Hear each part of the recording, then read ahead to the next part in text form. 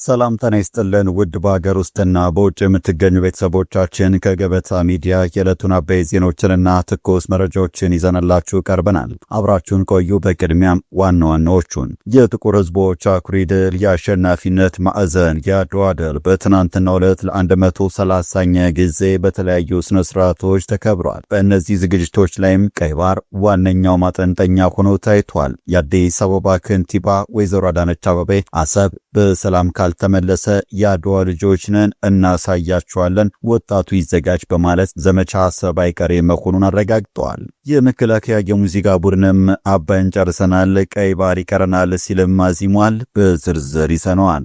ኢትዮጵያ እስከ ምጽዋ እጓዛለሁ በምትልበት በዚህ ጊዜ ህወሓት አሁንም እየፎከረ ነው። ቡድኑ በምክትል ፕሬዝደንቱ በኩል መከላከያ ድንበሬን እንዳይረግጥ ብሏል። አቶ አማኑኤል አሰፋ ትግራይን የጦርነት አውድማ ለማድረግ ፈቃደኞች ስላልሆንን የመከላከያ ኃይል ወደ ክልሉ እንዲገባ አንፈቅድም ሲል ተደምጧል። በመረጃችን ይዘነዋል። በሌላ ጥንቅራችን የመካከለኛው ምስራቅ ውጊያ እንደቀጠለ ነው። ውድ ልጆቿን እያጣች የምትገኘው ኢራን አሁን ደግሞ በካቢኔ ባለቤት መገደልም ዳግም ሐዘን ውስጥ ገብታለች። ከሀገሪቱ የደረሰባትን ኪሳራ የሚመጠን ባይሆንም ከአሜሪካ ጎን የተሰለፉት የቀጠናው ሀገራት ላይም ጥቃት መሰንዘሯን ቀጥላለች። አሜሪካም ኢራን ላይ መጠነ ሰፊ ወታደራዊ እርምጃ መውሰድ እንደምትቀጥል ስትገልጽ በአጋሯ ኩዌት የጦር ጀቷ በስህተት ተመቶ መውደቃቸውም ታውቋል። ከመካከለኛው ምስራቅ የተሰሙ አዳዲስ ጉዳዮችን እስከ ዝግጅታችን ፍጻሜም አብራችሁን ስትቆዩ የምታደምጡት ነው።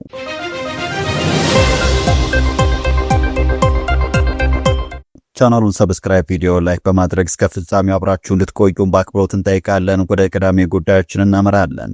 የጥቁር ሕዝቦች አኩሪ ድል የአሸናፊነት ማዕዘን የአድዋ ድል በትናንትናው ዕለት ለ130ኛ ጊዜ በተለያዩ ስነ ስርዓቶች ተከብሯል። በዚህም ዝግጅቶች ላይም ቀይ ባህር ዋነኛ ማጠንጠኛ ሆኖ ታይቷል። የአዲስ አበባ ከንቲባ ወይዘሮ አዳነች አቤቤ አሰብ በሰላም ካልተመለሰ የአድዋ ልጆች ነን እናሳያቸዋለን፣ ወጣቱ ይዘጋጅ በማለት ዘመቻ አሰብ አይቀሬ መሆኑን አረጋግጠዋል። ከንቲባዋ በንግግራቸው ወቅትም ኢትዮጵያ በታሪክ አጋጣሚ የባህር በራታ የቆየችበትን ሁኔታ በማስታወስ አዲሱ ትውልድ ግን ይህንን ተዘግቶ የመኖር ዕጣ ፈንታ የማይቀበል መሆኑን በአጽንኦት ተናግረዋል። የኢትዮጵያ ለጥያቄዋ በቂ ታሪክ የመረጃና የዓለም አቀፍ ሕግ ማስረጃዎች እንዳሏት የጠቀሱት ከንቲባዋ ጉዳዩን በሰላማዊ መንገድ ለመፍታት መንግስት ቁርጠኛ መሆኑን አስታውቀዋል። ዘሀበሻ በተመለከተው ቪዲዮ ላይ የባህር በራችን ጉዳይ ተዘግቶብን እንኖራለን እንዴም ሲሉ ከጠየቁ በኋላ ተዘግቶበት የሚኖር ወጣት የለንም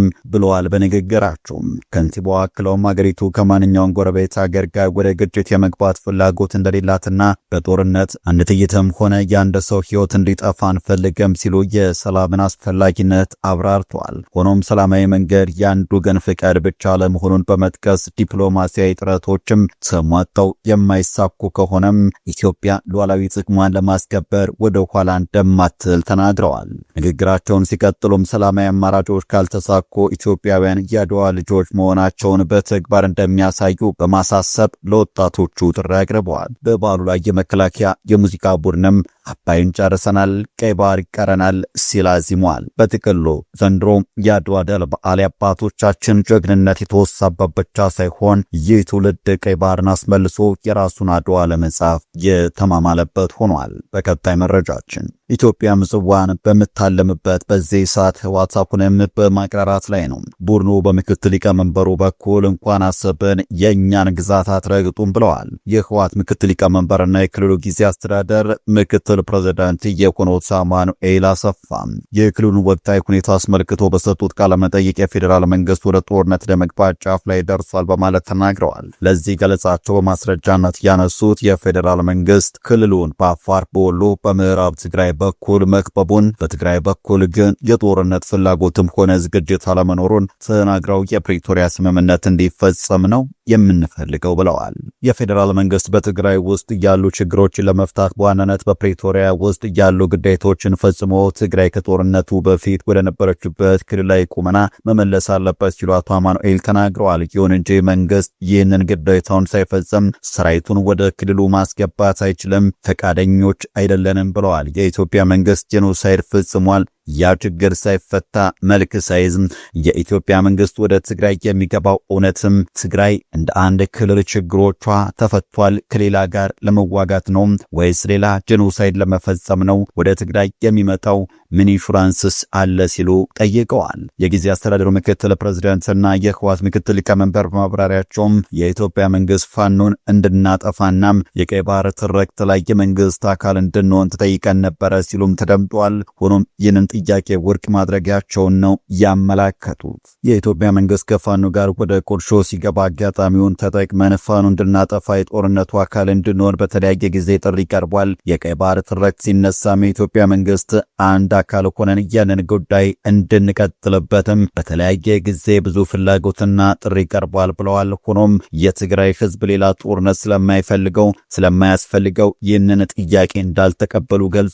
የትግራይ ህዝብ በቂ የሆነ የጦርነት ሁኔታ ያሳለፈ ህዝብ ነው። በቂ የሆነ ጉዳት ያስተናገደ ህዝብ ነው። ካሁን በኋላ ከኤርትራም ይሁን ከአማራ ከአፋርም ከሌሎችም ጎረቤቶች የተፈጠሩ ችግሮች በህግና በሌሎች መንገዶች እንዲፈቱም ተደርገው ዘላቂ የሆነ ሰላምና ጉርብትና እንጂ ሌላ ጦርነት አያስፈልግም የሚል አቋም ነው ያለን በማለት አቶ አማኑኤል ቀርቦልን ነበረ ያሉትን የውጊያ ጥያቄ ውድቅ ያደረጉበትን ምክንያት አብራርተዋል። የአቶ አማኑኤል ቃለመጠይቅ ህወሓት በአንድ በኩል ለሌላ እልቂት እየተዘጋጀ በሌላ በኩል የሰላም ናፋቂ የመምሰል ድራማውን አጠናክሮ የሄደበት ጉዳይ መኮሮን ያመላከተ ነው። የትግራይ ክልል ተወስዶብኛል ያላቸው ግዛቶች መመለስ እንዳለባቸው ሲናገርም ይደመጣል። ከነዚህ አካባቢዎችም አንዱ የወልቃይት አካባቢ ሲሆን ከአካባቢው እንግዲህ ህወሓት አይገዛንም፣ ነጻነታችንን በትግላችን አውጀናል የሚሉ ድምጾች ከፍ ብለው ይሰማሉ።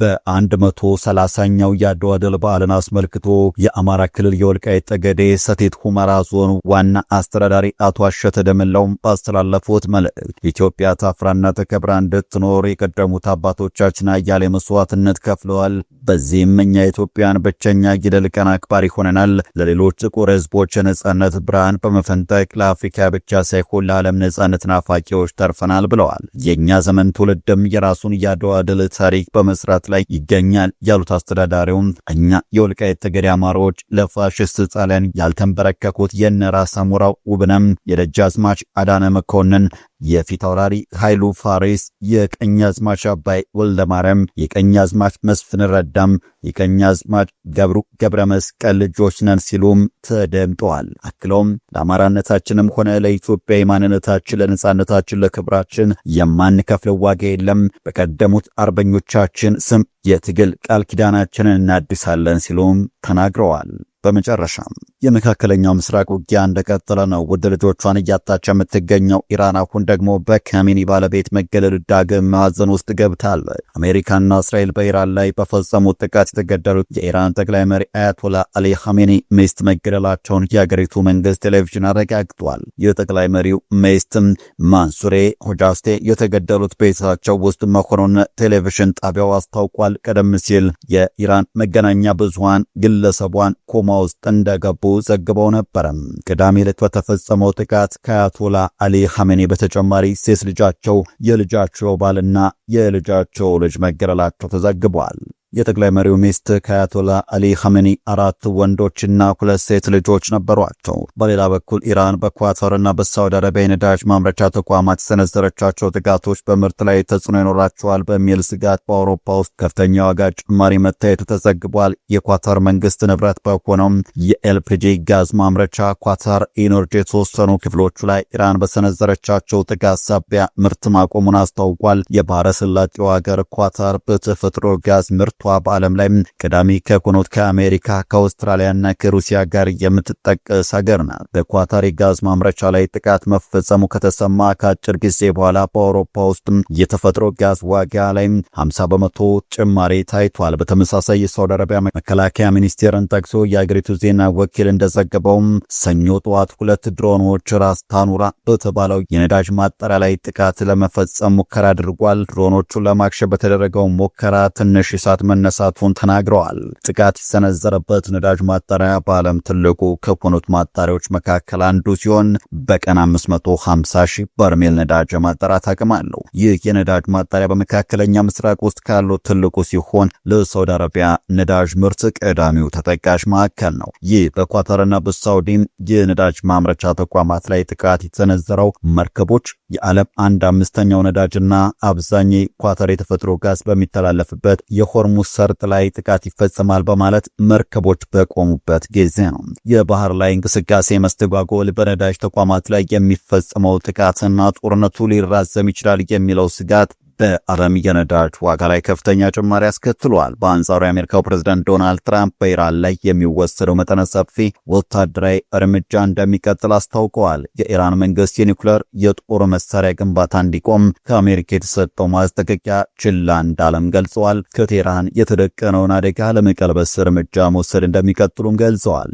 ለአሜሪካ ወታደሮች ሜዳሊያ ለመስጠት በተዘጋጀ ስነ ስርዓት ላይ ንግግር ያደረጉት ትራምፕ የኢራን የሚሳኤል መርሃ ግብር የኒውክሌር ግንባታን ለመሸፈን ያለመ ነበረ ሲሉም ተደምጠዋል። ኒውክሌር የጦር መሳሪያና የረጅም ርቀት ሚሳኤል የታጠቀ የኢራን መንግስት መካከለኛው ምስራቅና የአሜሪካ ህዝብ ሊታገሱት የማይገባ ስጋት ነው ብለዋል። በኢራን ላይ እየወሰዱ ያሉት እርምጃ ዓላማው የአገሪቱን የሚሳኤል ግንባታ አቅም እንዲሁም የባህር ኃይል ማምከን መሆኑን ፕሬዝደንቱ ተናግረዋል። በተገደሉት የአሜሪካ ወታደሮችም ስም ዘመቻውን አጠናክረን እንቀጥላለን ብለዋል። በኢራን ላይ የተካሄደ ያለው ዘመቻ አሜሪካ ከያዘችው የጊዜ ሰሌዳ በጣም እንደቀደመ ፕሬዝደንቱ ገልጸዋል። ዘመቻው ከመነሻው ላይ ከ4 እስከ 5 ሳምንት እንደሚወስድ እንደተገመተ የጠቀሱት ትራምፕ ከዚያም በላይ የመዝለቅ አቅም አለው ሲሉም ተናግረዋል። ውድ ተመልካቾቻችን ለዛሬ ያዘጋጀንላችሁ አበይት ዜናዎች እነዚህ ነበሩ። ገበታ ሚዲያን ሰብስክራይብ በማድረግ ቤተሰብ ይሁኑ። ጤና ይስጥልን።